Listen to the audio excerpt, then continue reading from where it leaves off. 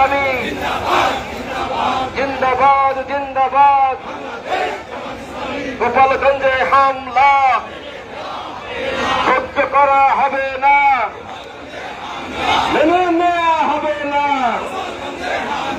আবু সাঈদ মুক্ত,